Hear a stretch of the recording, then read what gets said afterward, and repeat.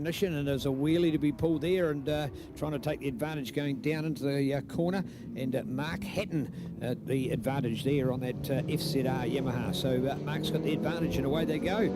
He's out of our junior lineup, I think, with a 400. I'm pretty sure it'll be. So obviously a very good rider. Not a riders when they pull a wheelie like that are then going to think, well, hey, here am I, better get this back wheel to the ground, but in realising that you're going to lose too much power and speed and momentum, he just kept that wheelie on and just let it gently go back down by still keeping a reasonable amount of speed and power on. So nice breakaway then from Mark in our post-classic lineup. Well, no, whatever the bikers, I'd written down that it was an FZR 400. They've called that a senior. So and the way he started off on the line, that looked to be a bit better. So I think it might be an error by our administration part. So that looks to be the bigger bike. John Louis in there with Kerry Chapman, Craig Green, John Roper, Craig Peebles, Nigel Lennox, all-round nice guy, the big abseiler from Auckland, and Graham Hooper complementing our field. So 8 competitors in all for the F1 Engineering Post-Classic lineup. We just have an audio engineer here at the moment, just doing some work with us, just making sure we're getting noise level both for the public PA here at Bruce McLaren Motorsport Park, but also for our audio going out on Ctas Live for the rest of the world to find out what's going on here at beautiful Taupo today. It's autumn day. In fact, when I say autumn, of course, we've really only got about 6 days to go of autumn. It'll be winter this time next week.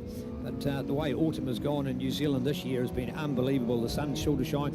4 beautiful weekends for the month of May. I'd like to find a weather person to go back on the stats for that, because we've been very lucky with our late autumn conditions here. And great for racing today. As Connor pointed out, he thought a track temperature of maybe 15 today. I was just thinking that the sun out today, we haven't had too many hard frosts for the high plateau here in Taupo, that maybe we were going to crack closer to 20. But more importantly, certainly won't be too cold nor wet with this lovely conditions. So great clubs racing here at the moment.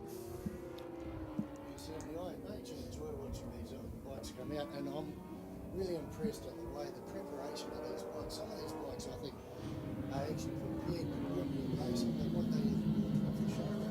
Yeah. And also another thing that I want to get them okay for, being a marshal, as I say, being a marshal over the years, and now being up here with the announcing, is the positioning of the numbers and everything on these bikes. Now, every one of these bikes that's coming past you, you can read the number. Look at those bikes going down the straight now. Look at the rest of them in the field. I think that some of the other classes actually should have a look at the post-classes of how they should number. I also think there's a combination in there, Dennis, as well as the modern bikes have just all got curves all over them, and the numbers just don't fit, whereas those, they had a flatter surface to put the number on, so a little bit of credit to the bike. But I know exactly where you're coming from, because back in the day, that's what the numbers looked like as well. So yeah, they are replicating that as they should do.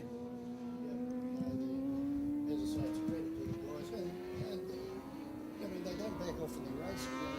These bikes are 30 years old, and they're not backing off in any way, shape, or form. Of course, a reminder, of course, that round 2 of the series will be at Hampton Downs coming up in August, so that gives an opportunity for riders to take a little bit of the colder part of winter as a break, but back again on Sunday the 18th of August for round number 2, and back here at Taupo for the final just 3 weeks later on the 8th of September. Hamilton Motorcycle Club at hamiltonmcc.org.nz in the Kawasaki Road Race Series.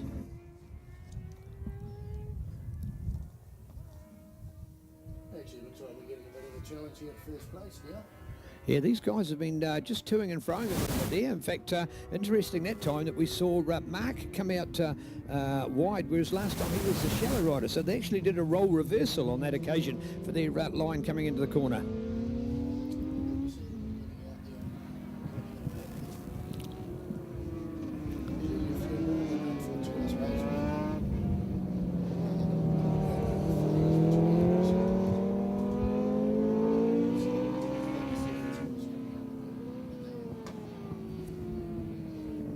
All right, nice to see and have on board. Here we are. This is our F1 Engineering Post-Classics, F1 Engineering for Mr. Steve Bridge, and all the work that he does with motorcycling is just fantastic. So nice to have his support here today. A long-time member and supporter of the Hamilton Motorcycle Club, and keen to have them as part of our crew, F1 Engineering, and supporting our Post-Classics. So nice to see.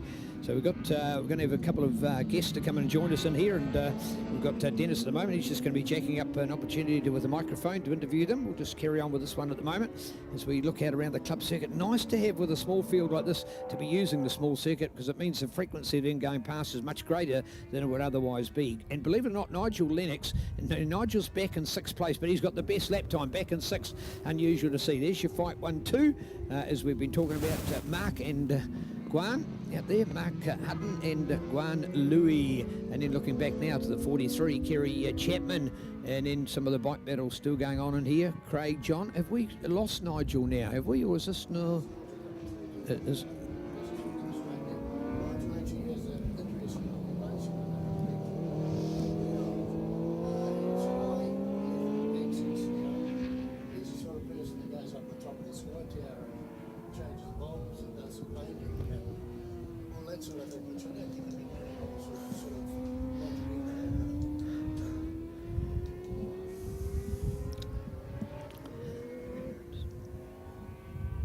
just take the mute off that one, that button there. That's better. And now that should be working. Yeah, actually, while we've got a little bit of a lull here, I actually have up with me now Blake Ross, who was the winner of the 300 event, which we just previously had. What a great race you guys had out there. Tell me, was it Jesse that came off down on turn 1, or was Jesse still going at the end, do you know? Yeah, it was Jesse that went down in turn 1. I think it's just a bit cold out there, and it was pretty slippery, so just pushing it too much, and yeah, that's what happens. Yeah, no, it was great racing. As I kept saying, we were looking forward to the racing. And are you only just doing 300 again this coming year, or are you looking at doing anything else, maybe later on in the season? I think we'll stay on the 300 for next season, and try to get a championship there if we can. I know it's going to be a hard battle, but just got to stay consistent. Yeah, at least you'll know if you win that championship, you certainly earned it. And also, would you like to, maybe tell us who your sponsors? I mean, it's not cheap to go out there, and do you want to give your sponsors a call? Oh, yeah, definitely. A big thanks to Brett with BRM Dyno for making the bike fast and competitive, and also Whiteline. Those are the two big ones that really helped me out. If it wasn't for them, I wouldn't be able to race. Okay, that's great. I've actually watched you when you first started in Jixers, and I've been really impressed the way you've coming on, and also the way Jesse and Hamish and Jacob and that. And as I keep saying, I'm looking forward to seeing you boys being the superbike riders of the future. And thanks very much for coming up and seeing us. And is there anything else you want to tell us, or anything like that at all? No, just thanks for having me up here. Good one. Thanks very much. Thanks for coming up. Well done. Okay, Blake, we'll look forward to seeing you for the rest of the day. Wow. The innocence, but already the skill, the knowledge, the racecraft, just fantastic. So thank you, Dennis. Great to see. So all right, back to our Kawasaki update with our F1 Engineering Post Classics, and some great riding all the way to the checkered flag, as they say. Mark Hatton out there, Guan Louis, Kerry Chapman, Craig Green, John Roper, Nigel Lennox, and Nigel's time, in fact, that's picked up as an error actually, so the time of 1:01, no, there's no way that's I think there must have been something picked up earlier on when he may have just done that earlier. Whatever there's been a time, that won't be the accurate time. In fact, his last time was 1:24, so you're not going 23 seconds faster, so his time probably reflecting that. So I'd give that'll be the second fastest time there will be for Guan Louis actually in the second place at a 1:17.648, courtesy of East World and Bay Motorcycles on his 89 Yamaha out there. So that's an update from our F1. Well, that's actually a wrap of what the entire round will be like. So that's one round completed. We're a little bit late getting away, but any understanding about what they're doing for a marshal's break? I haven't had any indication in anything. Actually, you're talking about Nigel Lennox with the time of Nigel, he'll take it. Oh. He'll say that he did it.